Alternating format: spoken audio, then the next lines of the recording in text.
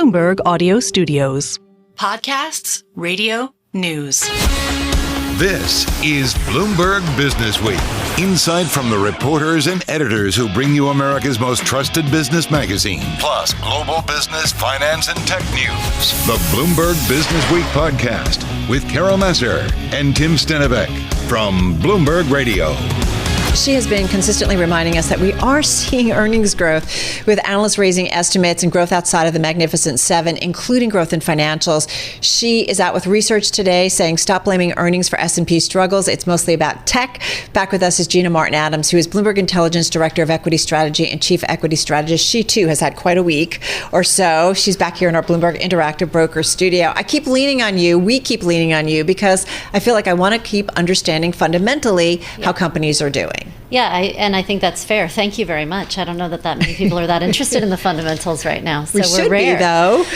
Nonetheless, I do think that most of this, if you go back to when this really started, it really started with tech valuations at extreme levels, earnings season coming. All the tech stocks, for the most part, with the exception of a few key, like Intel, Yeah. Big outlier. They generally beat expectations. But there were nuances in, did they beat on their cloud component? That's the Microsoft story. On the Amazon story, we nitpicked into the little details in the earnings statement. And that's just a symptom, I think, of a market that got too irrationally exuberant about this space. The companies are still doing fine. Fundamentals are still pretty solid. They're guiding us to expect a little bit less margin growth going forward. Yeah. And that's left us with this kind of dearth of where do we go next? We are seeing some emergence of positivity in the rest of sectors. But I think we're at a point in time where we're not terribly confident that that's going to last. And at least in terms of market psychology, that's creating a lot of weakness and some degree of panic in equities. As the big stocks turn over, where do investors go? They're not really looking at buying a whole lot of these risky stocks that have lagged in this cycle just Well, when you say risky, are you talking about the S&P 493? Yeah. Are the other 493 stocks little risky companies compared to the big It is mega amazing, cap 7? right? That's basically how it's played out. Is the 7 have become so big and so dominant and have gathered so much mind share, market share, investor dollars that they are their own segment. And they've represented all of the earnings growth also. Absolutely. Yeah. All of the earnings growth for the next 6 quarters. I think that's so important and so key is when you look at the earnings growth trends, you've had this mass divergence between the 7 and the rest. And sure, there's some of the rest that have done fine.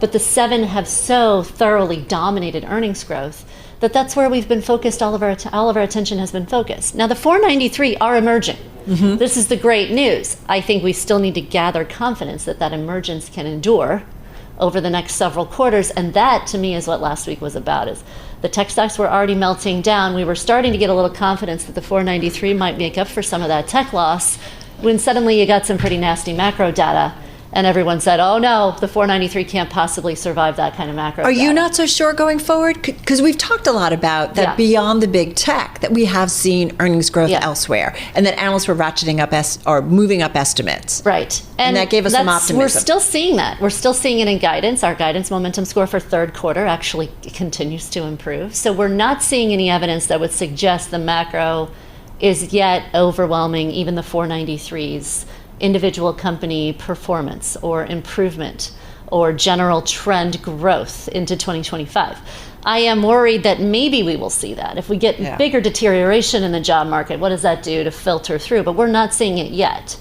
And, I've learned a long time ago that my forecast is worth about as much as, the 2 cents on the street. So I will be happy to just take the guidance from the internal dynamics of the market itself. If the broader 493 starts to turn over, then we have to generally change our strategy. By the way, there used to be a great function on the terminal, loss go.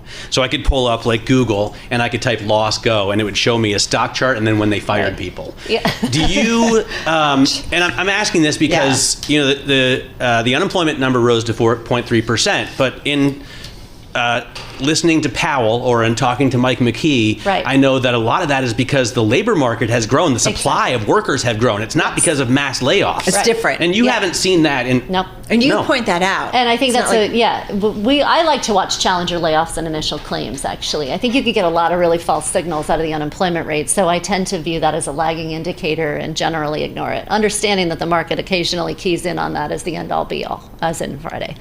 But nonetheless, when you look at challenger layoffs and initial claims, we've had little bumps up this year, but they still fail to surpass the bumps that we saw in 2022 or 2023. So it appears that in the broader landscape of things, we're going through another sort of mini macro weakness in a series of mini macro hills that we've had to sort of surmount or surpass over the course of the last 3 years. This has been a very consistent story in the market, is the macro's just weak. And sometimes it gets a little weaker, scares us, and it still stays weak. Well, this is what, and you keep bringing this up. Like we've all been around for a little while, and we've seen a lot of different market cycles. And this doesn't feel like great financial crisis. No. This doesn't feel like, a COVID outbreak, a global pandemic, shutting everything down. And I understand why the markets fall off. It doesn't feel that nervous. However, things can, when they start to go bad, can move badly quickly. They can. And the interesting thing about this cycle that I think has been so hard for so many people, myself included, is that it does appear to just be this rolling weakness followed by mini strength rolling, and it's this constant rolling environment as opposed to a big cyclical rolling environment or rolling recession. That's what Yardeni's been saying, right? It does feel like something like a rolling recessionary kind of experience with many bouts of optimism that emerge occasionally. And in the S&P 500, that optimism was really entirely focused on the Mag 7. Can a rolling recession, because you've talked about earnings recession already happening, is it a better environment for the equity market because it kind of moves around? It does appear that at least so far, it seems to be resulting in more corrective processes that refresh the bull trend. I mean, we've definitely seen that since the 2020 lows. We had a pretty big corrective process in 2022.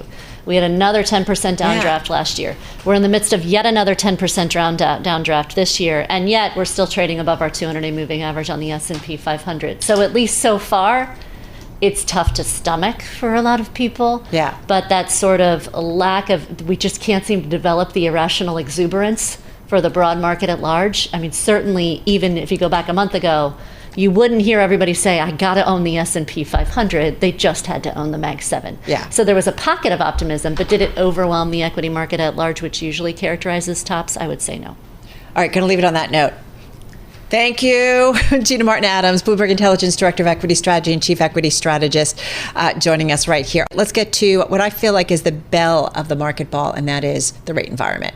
Yeah, absolutely. I mean, to me, it was made very clear this morning that we were watching an unwinding of the yen carry trade. Yeah. And I wish there was a way, maybe I just don't know and there is, to gauge how big that trade is and to watch it over time. I mean, you could look at the balance sheet for the Bank of Japan, for example, but I don't know. If only we had someone to ask. We do have two people to ask. Let's get to it. With us is Bloomberg Economics Chief Economist Tom Orlik in our DC Bureau and Bloomberg News rates reporter Michael Mackenzie here in our Bloomberg Interactive Broker studio.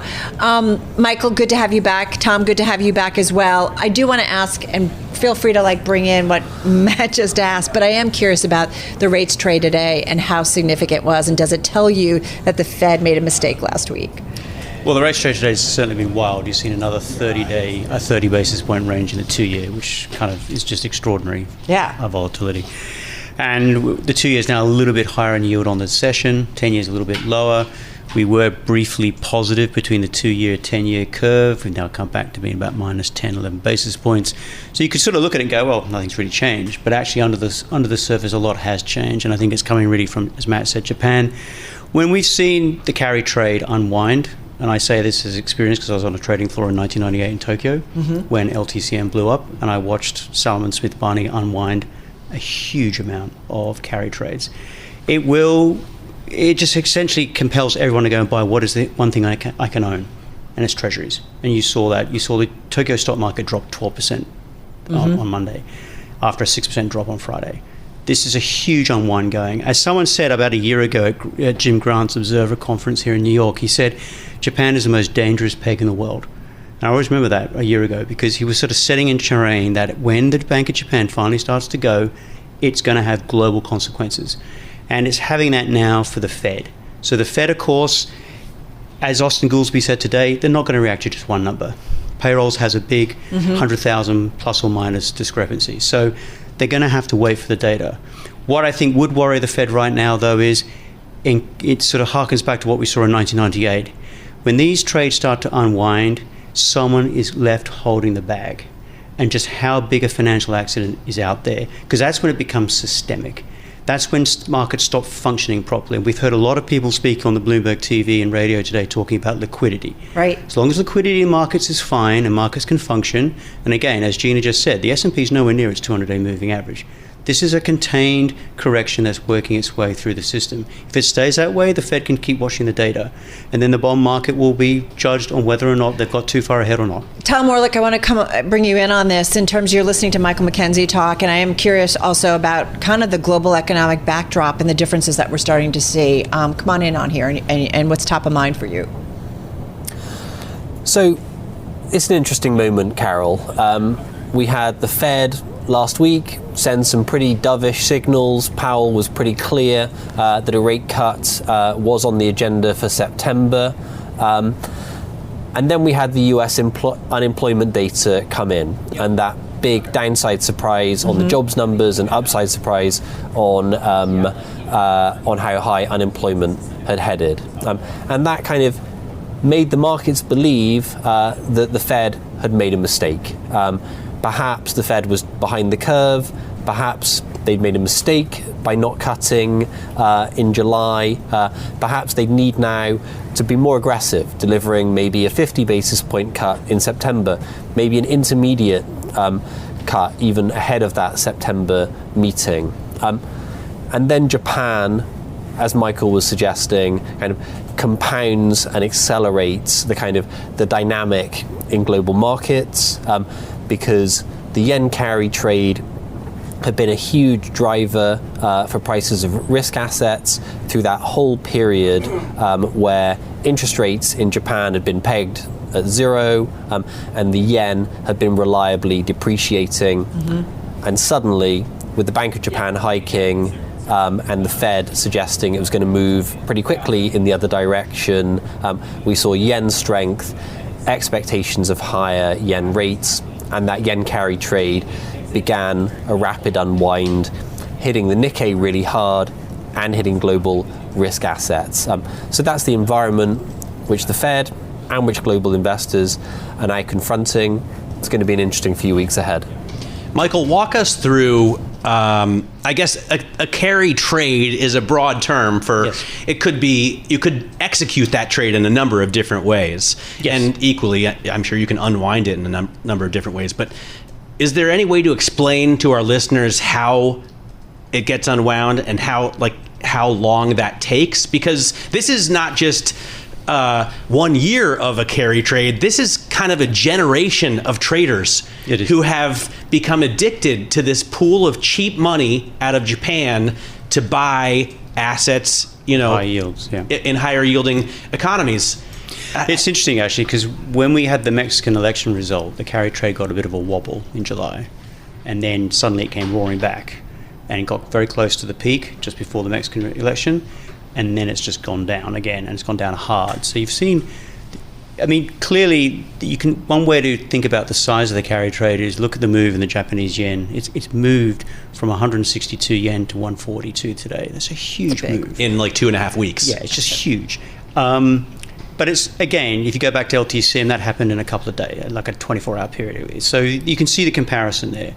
I think in terms of the carry trade, it's essentially Japan, it doesn't cost you any money to borrow in yen. It's zero interest rates for years, until recently when the Bank of Japan began raising rates. But even then, it's still very, very low compared to the rest of the world. So you can effectively borrow in yen and go and buy T-bills in America and pick up 5%.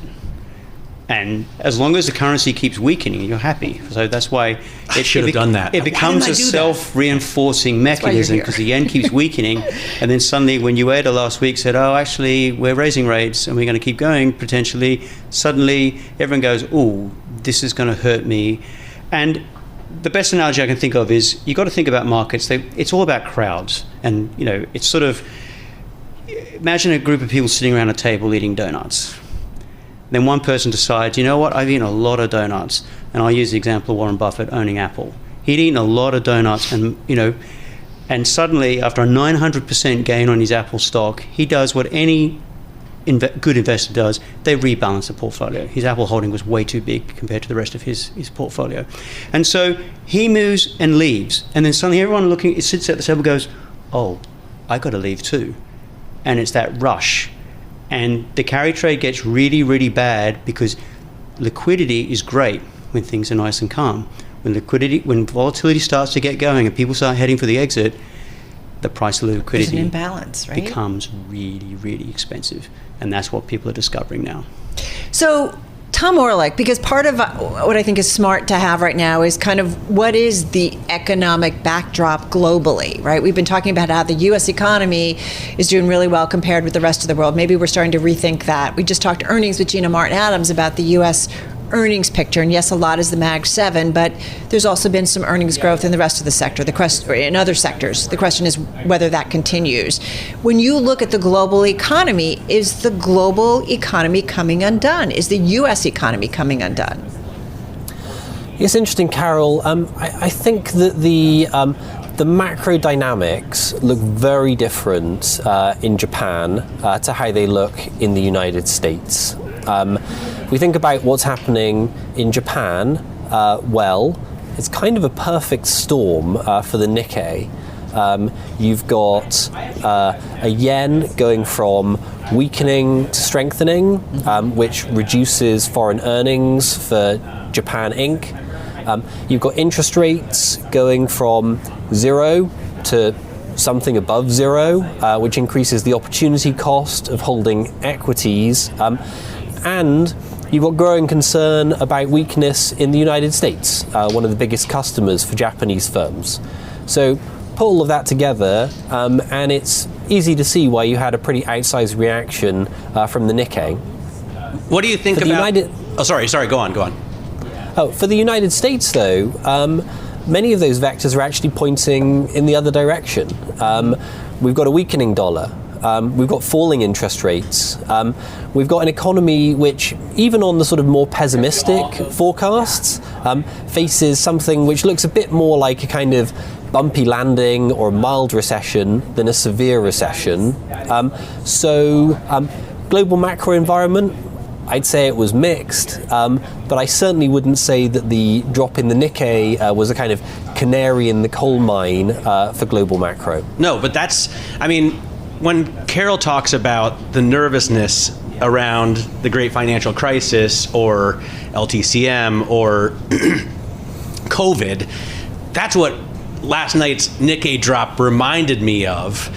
Still, I woke up this morning and thought, that's crazy. We still added jobs on Friday. I know it wasn't as many as we thought, but unemployment at 4.3% is not awful. Why are so many people calling? This morning I watched Jeremy Siegel on CNBC call for an emergency rate cut of 75 bips and then another 75 at the regular meeting. That's way overblown. Is anyone really, Tom, calling for an emergency rate cut, or are some people saying it may happen, but it's a horrible idea? So it's interesting. Michael mentioned LTCM and the yen carry trade. And of course, the yen carry trade also played a cameo role in the global financial crisis. There was a kind of dynamic back and forth between deteriorating US credit conditions, unwinding of the yen carry trade, further deteriorating US credit conditions, and the collapse of the subprime mortgage market. So if we look at the last 20, 30 years of sort of global economic and financial history, and we think about the yen carry trade, there is a reason to kind of be paying pretty close attention to this right now. Now, I should also say that financial markets are more dynamic and more responsive to sharp changes in circumstances than economists are, right? When the markets turn down, often that's before the economic forecasts have turned down. So when the markets do have these moments, it does sort of behoove us to pay pretty close attention. All of that said, Matt, I share your assessment. We think US unemployment is heading to 5% in 2025. That's a pretty high number relative to consensus. Right. But we don't think that's a catastrophe, right? We think that's a bumpy landing, a mild recession. It's not a catastrophe for the US economy. It's not a catastrophe for the world. Michael Mackenzie, saving you the last 45 seconds. Does anything out here in terms of what you're seeing seem catastrophic? No, not at this point. I think it's the market has certainly got itself worked up, trying to work out just how bad is this carry trade unwind going to continue. And do you expect it to continue? I think it will. I think people need to probably recalibrate and consolidate their positions.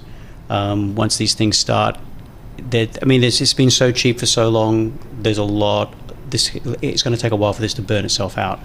You may get days where it comes back a bit, corrects, but generally this has to burn itself out because central banks are on the move.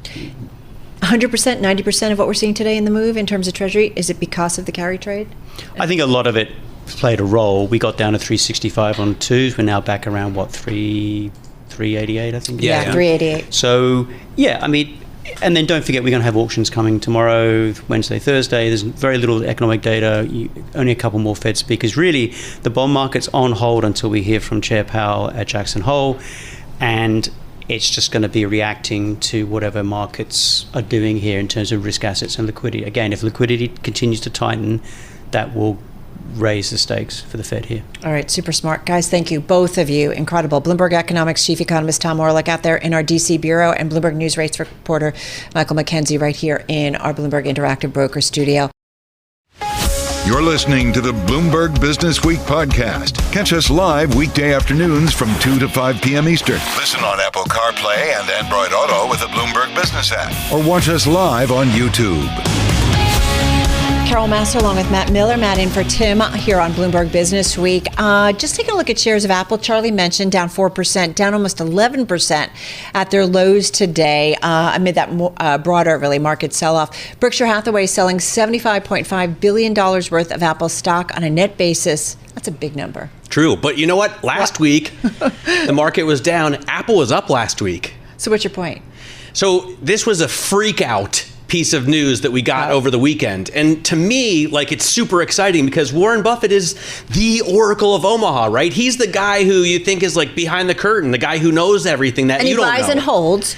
And he buys and holds, but now he's selling not only Apple, but also Bank America, and he's raising this massive pile of cash, and I'm thinking, what does he know that I don't know? Is he going to buy a country or something, or several? I don't know. All right, so let's get more on the Berkshire move, what it may say about Berkshire and Buffett's macro think on the markets and perhaps the global economy or U.S. economy. We welcome in Bloomberg's Kat Doherty, covers banks and financials. Also with us is Bloomberg Intelligence Senior Industry Analyst Matthew Palazola, both here in our studio.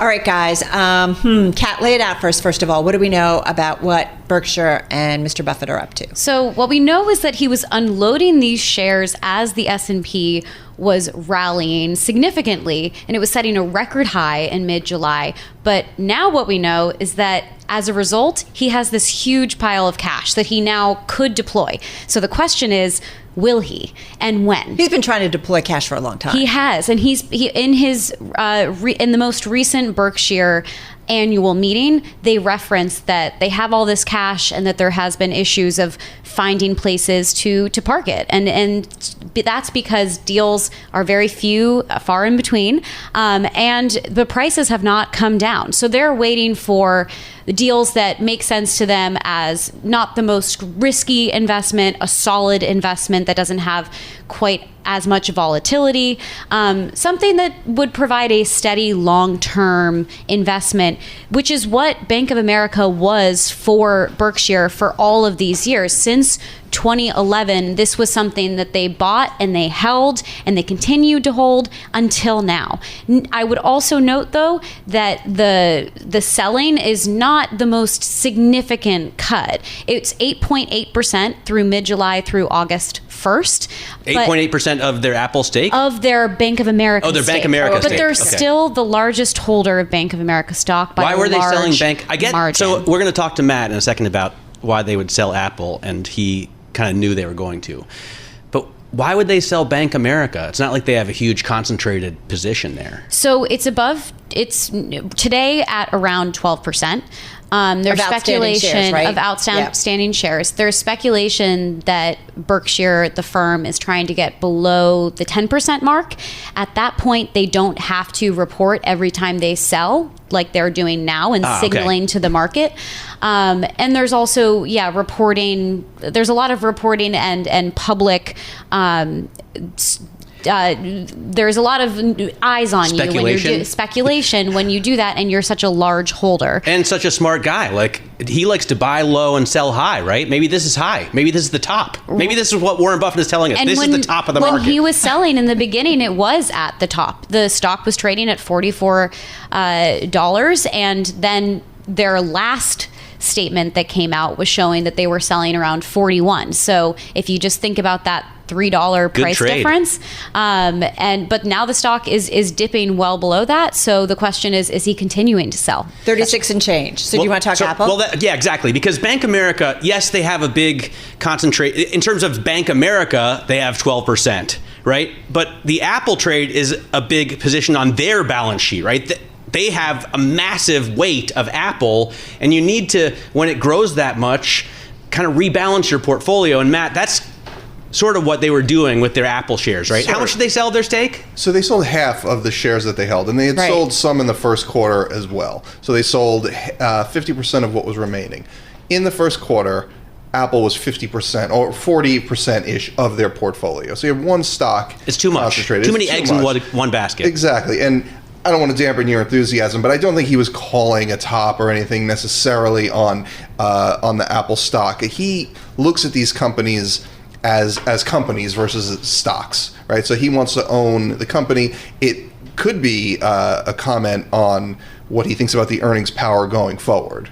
And he has some concerns about China as well, doing business in China. But you know, it looks like he's calling a top, right? And fair. From today, I don't disagree. Like Katherine said, from today, if you look back at where he sold, it was. He's not the greatest investor of all time for no reason. To be fair, from kind of mid-April, the stock Apple shares are up almost 30%. So you kind of get some of it. Is there anything, though, you as someone who follows Bloomberg, follows Berkshire, and you follow Buffett, that he is making some statement in terms of the macro environment, China or elsewhere, or more globally? So I would say specifically to Apple, at the May annual meeting, he got questions because they had sold, I think it was like 10 to 13% of their position at that point.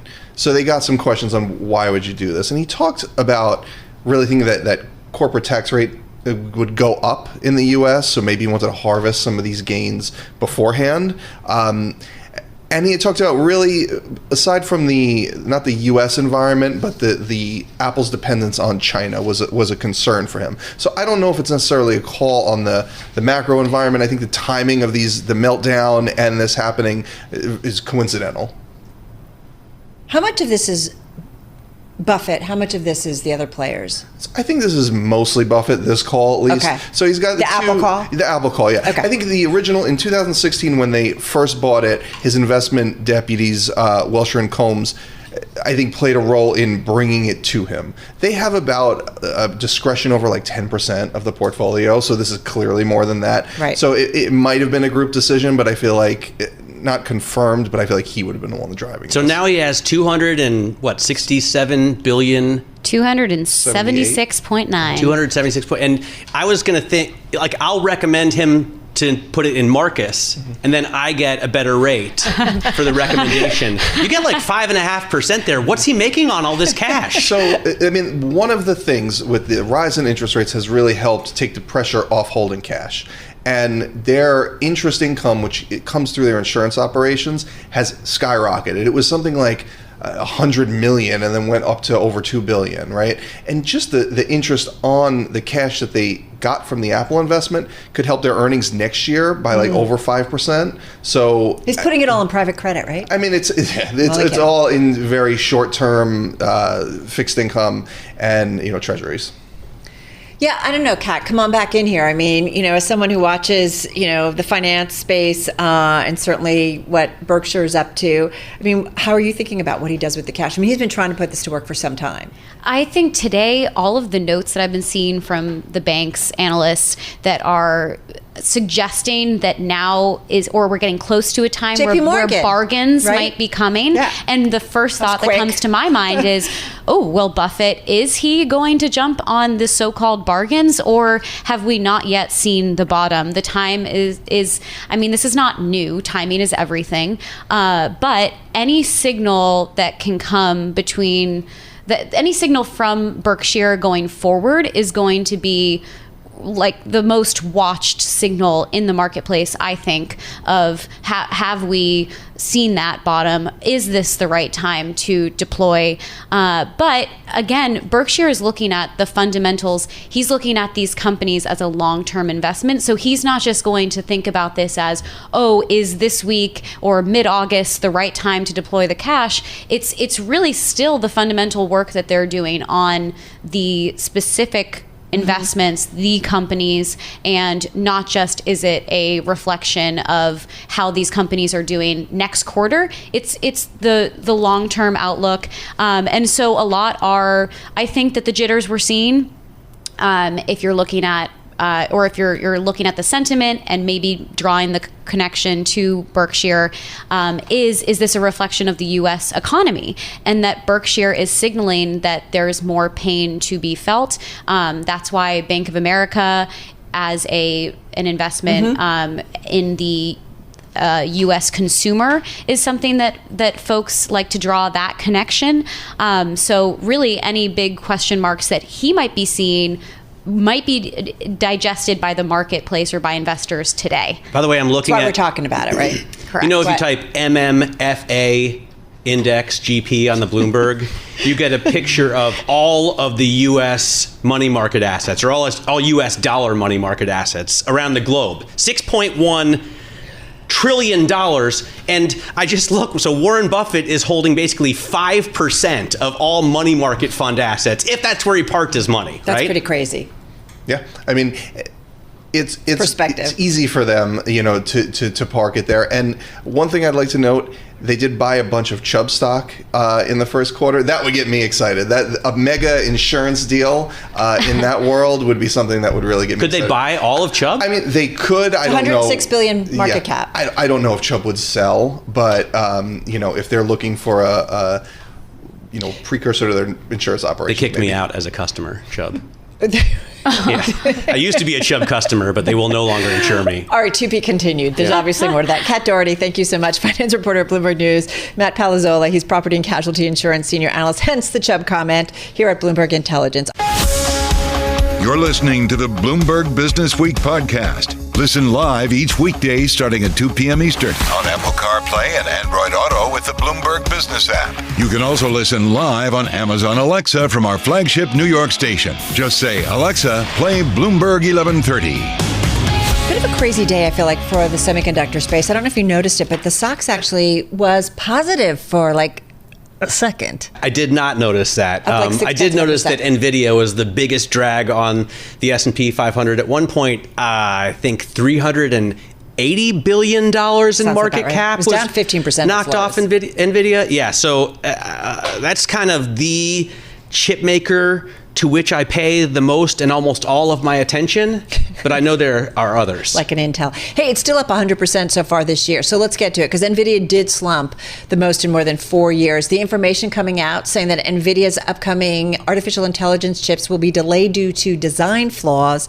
The information citing 2 unidentified people who helped produce the chip and its server hardware. So it's trading under $100. Under $100 a share right now for NVIDIA. That's kind of shocking. All right. It would be shocking if Abigail Doolittle hadn't told me last week or 2 weeks ago that this was going to happen. She's a technical analyst, so right? She was looking at the chart levels. Technicals, and she, at one point, I think it came under a level she was watching, like 117 or 114, and she said, oh, it's formed like a head and shoulders, or there's a breakaway here, I don't know the terms, and she said it's going to go below 100. Definitely below its 90-day moving average. All right, so let's get some sense of what is going on in the semi space overall, specifically NVIDIA and a few of the other names. Back with us, as he always does, to help us make sense, Bloomberg News U.S. Semiconductor and networking reporter Ian King. He's out there in our San Francisco bureau. Ian, good to have you here. And looking good. Yeah, by the way, you're on TV right now, right? You're looking like a young, bald Sean Connery, right? The beard very much works for you. Well, I don't know what to say to that. As only Matt Miller can do. Ian, what do we know, first of all, about Nvidia and this delay? What do we need to know? How big a deal is this? So there are a lot of reports out there. There are a lot of reports that have conflicting pieces of information, some of which would indicate this is an enormously serious situation that will have months of work ahead of it in terms of sorting it out. We have other reports out there that are saying, actually, it's relatively minor. There are lots of different versions of this Blackwell chip, and the reports that are out there cite different things. I think what you guys pointed to earlier actually should be the way to approach it, which is when this stock opened, it was really bad, right? It was down a lot, and it got down as low as, 15%? That's kind of disaster. Oh my God, this is the end of the run for this company. Settled back at a sort of down but not panic-stricken level.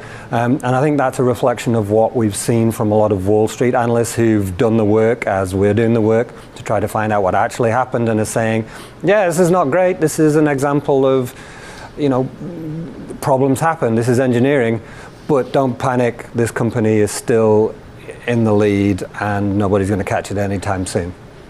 Certainly not Intel, and that stock is down 60% year to date. Obviously, it's far smaller than Nvidia. It's only an $85 billion market cap company now, compared to a $2.6 trillion company that is Nvidia, or was this morning.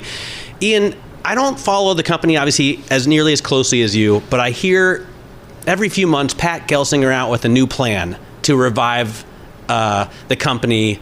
I'm sure he has longer term plans, but is he doing a bad job as the CEO? I mean, is that what this stock price is telling us? What the stock price is telling you is that this plan that he put in place from the minute he walked in is not delivering the results or any sense in investors' minds that it's making progress towards the lofty goals that he set out. I mean, Thursday, the only good thing that happened was that they didn't miss a revised down revenue outlook. Everything else, every measure, everything that they said caused a rolling thunder of increased concerns. And the notes that if you did, and the reactions are pretty dark. There are people starting to say, is this a going concern? Is this an existential crisis for this company? So while he tried to fight back on the call and tried to be like, hey, things are still on track, this is just a rough quarter, the reaction was like, Pat, we've kind of heard this before. We need more positive signs that the long-term fundamental issues that you've got are being fixed. Ian, hang on for a second. Just want to mention a headline crossing the Bloomberg terminal, and shares of Alphabet taking a bit of a dip on them. Google losing the Department of Justice antitrust suit over search. The Google judge, or the judge in that case, finding that the search giant violated antitrust law. So we're looking at shares of Alphabet down about 4.7%. So, a down day, yes, but dipping down a little bit lower on that news. Ian, Pat Gelsinger, back to chips we go, Intel specifically, 3.5 years on the job as CEO. Is it time for a change in the C-suite? All I can do is point out that a lot of the issues that Intel faces, whether it's the production technology, whether it's the product choices, whether it's the amount of factories they put in place, those were decisions that were made under his predecessors. Right, and because of the nature of the chip industry, I mean, the analogy that I saw in a note was like, it takes a long time to turn around a battleship, but right now it feels like that battleship is sinking. So there's a mixture of things there that would go into that, answering that kind of question, and the board would be the arbiters of that. Well, what about the massive investments that they've made, or the investments that they've planned? Obviously, this is the kind of business where you have to start breaking ground on a new fab years ahead of, production. And they have, I know at least in the Columbus, Ohio area, made plans to build a huge capacity. Is that still all going to come to pass? And that's a very good question. I mean, what we've said all along in these discussions is what the semiconductor industry does is they build what's called the shell. They build the building, right? The steel frame, put all of the, the infrastructure in it, but what they don't do is put the equipment in, because guess what? When a piece of equipment costs tens of millions of dollars and you need 30 or 40 of them for a product line, that's where the money is. That's what costs the money in the factory, and that's what immediately hits you in terms of the charges you have to take. So if you can't be sure that you're going to run these things 24/7, you don't put them in place. You build a shell and then you let it sit, and then you wait until you think your business is going to come back, and then you fill it up. So what will really tell us whether this sort of turnaround plan is happening or not, and these factories are going to be built, is when we see that equipment being moved in. Right now, Ohio is not at that point. Look at the factories in Chandler, Arizona, look at what's happening there, and that'll tell us whether Intel is really committed to this massive expansion and is going to deliver on it. Intel, Ian, the stocks is down about 24% from the early July high. Just got about 25 seconds here. We talk about cycles with you all the time. Is it telling us that just things are slowing down more broadly and the demand is down? Real quickly. No, this is an Intel problem, and they've cut their revenue, they've cut their dividend now. So a lot of funds, even if they wanted to own Intel, can't. So that's what's going on there. There's a lot of problems that are very. But even the specific stocks to this being company. down that much isn't telling you anything that's worrisome. How much money came in? So it's a very cyclical industry. So you're absolutely right in that regard. All right, going to leave it there. Ian, as always, Ian King of Bloomberg News, watching the semi space. This is Bloomberg. You're listening to the Bloomberg Businessweek podcast. Listen live each weekday starting at 2 p.m. Eastern on Apple CarPlay and Android Auto with the Bloomberg Business app. You can also listen live on Amazon Alexa from our flagship New York station. Just say, Alexa, play Bloomberg 1130. I'm driving in my car. I turn on the radio. How about you let me drive? Oh, no. Who's gonna drive you home? Honey, please, I'll do the driving. Drive on. Excuse me, I want to drive. It's the question that drives us. This is the Drive to the Close. That funky music will drive us till the dawn. On Bloomberg Radio.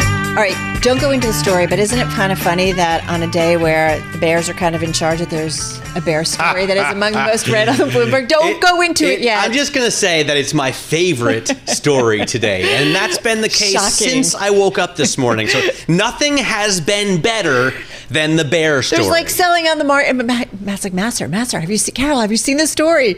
We'll get into it later. First up, though, we are about 17 minutes away from the closing bell on this Monday. Let's get to it. Our Drive to the Close guest, Penny Pennington. She's CEO at Edward Jones, joining us from St. Louis. Penny, nice to have you back with us. How are you? I'm great, Carol. Good to be with you and Matt. Hope y'all are well. What a day. Oh, my goodness. It has been a day. But we feel like we keep saying, listen, it's not the great financial crisis. We've seen market sell-offs. It feels kind of orderly. Now. It does now, right? How do you feel, Penny? Because last night when I saw the Nikkei open up and immediately drop 12%, I was like, holy camole. It felt bad. And to be honest, this morning... Did you really say holy camole? I said something like that. And then this morning, when we opened up down 4%, down 5%, it felt rough. Well, let's pretend we're all sitting in the movie theater together watching the economy and the market unfold. Our view is that we have not had a plot twist. This economy and this market is continuing to resolve toward a slightly softer economy, but also lower inflation, lower interest rates, productivity gains that we still expect as a result of technology and AI. We really think that nothing that dramatic has changed because of the read that we got on Friday. Now, remember, going back just a month, we got a lower than expected read on inflation, which was good news. And so we really think that this is not a plot twist. We're continuing to advise our clients to stay focused on their goals and the long term, and this will play out over the next few weeks. So how do you make the distinction between bad news being good news for the equity markets and bad news being bad news for the equity markets? Well, I think the real distinction that matters is around uncertainty. And so any form of news can be listed as adding to certainty or elevating uncertainty. And we're in a volatile period right now. The market is seeking out certainty for interest rates, certainty for inflation, certainty for the prediction for what's going on with the economy. What we seek to make more certain for our clients is their long-term goals. That's the job that we do. And in moments like this, I was thinking about that this morning, Carol, under normal course of business, our financial advisors would have 100,000 scheduled engagements with our clients today. Now, that may have increased just a little bit as people are talking to our financial advisors. I was curious if your phones were ringing off the hooks this morning. Were they or not? They really weren't. If we've done our job well, then the job to do in a moment like this is to listen carefully to the concerns that our clients are bringing to us, put it in perspective for them, get them focused back on the long-term orientation to their goals. Certainly do some scenario planning. We're not going to put our head in the sand. We're going to do a little scenario planning and say, okay, what happens if this kind of volatility were to carry on for just a little bit longer? And then finally, and really importantly, where are the opportunities? Volatility like this presents opportunities to make sure that your portfolio is well balanced, but also if it got out of balance a little bit, to get it back in balance during a moment that really makes a lot of sense. Like Warren Buffett and Berkshire and Apple. Is he a client? Are they a client of Edward Jones? All across North America. I was talking this morning to the incoming CEO at Vanguard, and they see a little bit of a shift in the way their business is done just because of the amount of wealth that the boomers have gathered up. I think Ed Yardeni said he thinks it's about $75 trillion. And Sally Krawcheck pointed out that's going to be passed on now to the next generation. The majority of the people, by the way, who are going to accrue that wealth, women. Right? It's going to be a real shift in terms of what she calls the feminization of wealth. But what does that mean for a business like Edward Jones? I mean, you have been in business for over 100 years. We have 102 years and are working today with 5 generations of investors at one time. And so we're listening to each of those families. What is the legacy that they want to pass on? Their wealth legacy, but also their values legacy to the next 2 generations of their family members. We want to be the biographer of those stories to ensure that as much as their wealth transitions, their legacy and values transition. One thing that I would add to this conversation, and I'm glad that we're having it about this kind of transition, is the story around business owners in America. We have 33 million business owners in America. And when you think about the engine of our economy that is, the same thing is about to happen. Business owners are thinking about the succession of their businesses. Right. Our research shows us that about 1/3 of business owners don't intend to have this succession conversation until just 1 or 2 years before they expect to want to transition the business. We don't think that that's enough time. And so a good financial advisory relationship, especially one that perhaps is with a financial advisor who has special designations associated with business owner transition. This is a really important thing for your family, for your business, for your employees, and for our economy. Hey, Penny, I got to ask you, and got to be quick, 10 seconds. Are people calling you, though, saying, Nvidia, it's on sale, this stock's on sale, I want to buy, real quickly? Are you getting those calls today? Absolutely. That might be the way the conversation starts. And then the next part of the conversation is why. Got it. And how does this fit into your overall goals? Penny, thank you so much. Really appreciate it. This is Bloomberg.